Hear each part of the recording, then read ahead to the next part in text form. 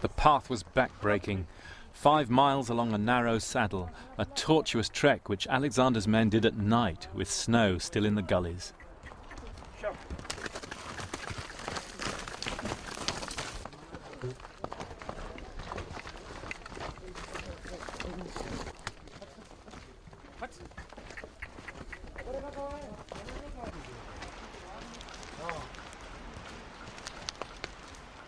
According to the Greeks, their advance guard was led by local guides up onto the rock, and they came on a secret path.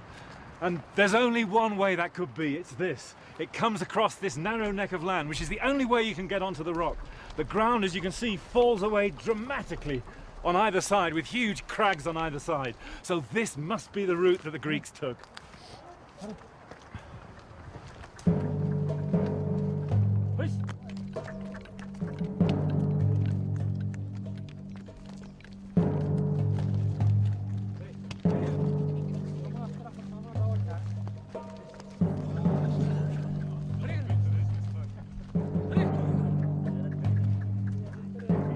As the path got worse and worse, I found myself wondering why he'd bothered.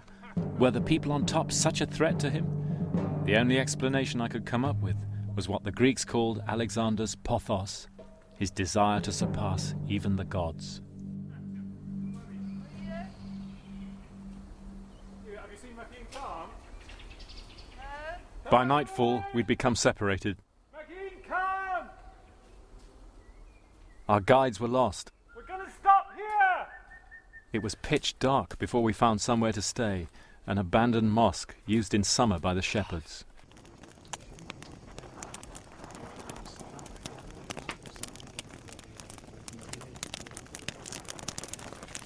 It's been an absolutely terrible walk. The terrain is just up and down, and even the donkeys could hardly make it.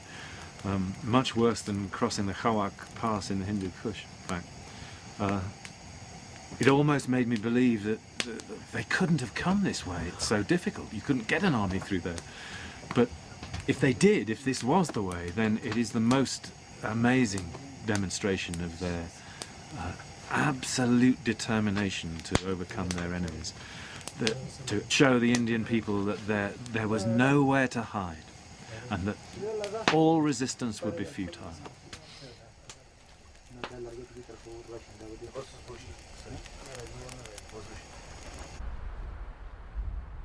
Next day, in a chill dawn, we looked down on the Indus from 8,000 feet. At 6 o'clock, after cold water and biscuits, we blearily prepared to carry on. It never ceased to amaze me how Alexander was able to inspire his men.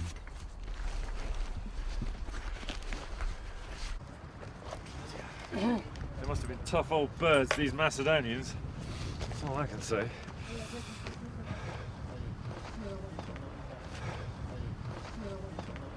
We're nearly there.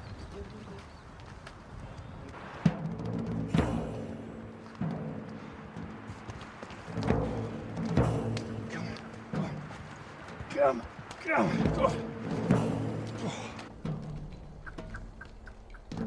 At nearly 9,000 feet, we reached the top of the ridge above Pir Sar.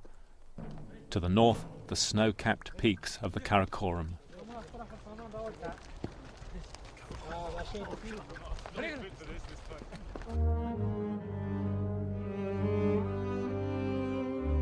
Alexander's men now discovered that a deep ravine lay between them and Pir Sar itself, and unbelievable as it may seem, Alexander ordered his troops to bridge it. There was about a 500-yard gap that the Greeks needed to bridge.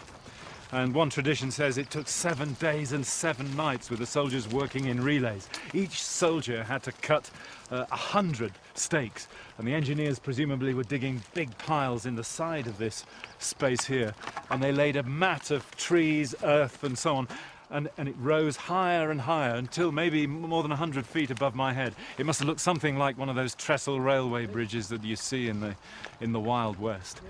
And within the week, they'd built the causeway up enough to allow their catapults and artillery to concentrate on the Indian defenders, and then the fate of the rock was sealed.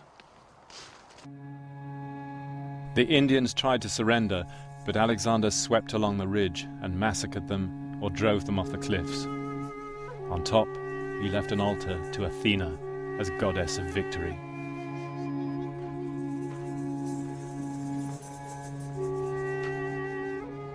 Looking out towards the roof of the world, Alexander could reflect he had surpassed even Hercules himself.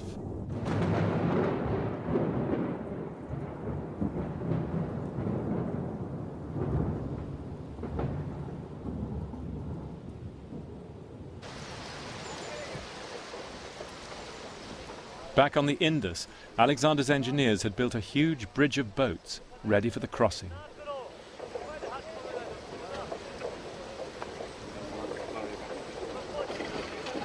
It must have taken them several days. By now the army was like a moving city. There were 64,000 infantry, 12,000 cavalry, camp followers, women, children, scientists, poets, even entertainers. And the surveyors who were still measuring every step from Greece to the end of the earth. And that was getting closer every day.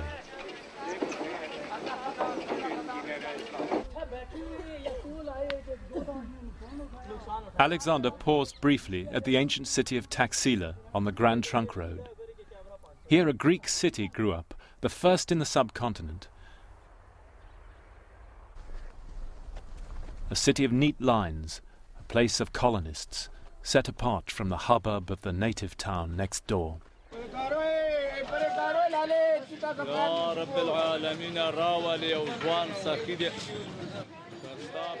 For centuries after, Greek was spoken in these streets just as English is now. In the bazaars you can still find the coins of Alexander's successors, Greek Maharajas lauding it in a Greek Raj. This is Greek. Yes, Eucratides the Great. Where did the coin come from? Does he know? And on their coins, the heirs of Alexander proudly sport the cavalry hat and scarf of Alexander's crack units, with all the swagger of fighter aces, the viciously valiant Greeks, as the Indians called them. So began the meeting of two of the great civilizations in history. Alexander too was shown with the headdress of elephant hide, conqueror of India. That was his ambition now.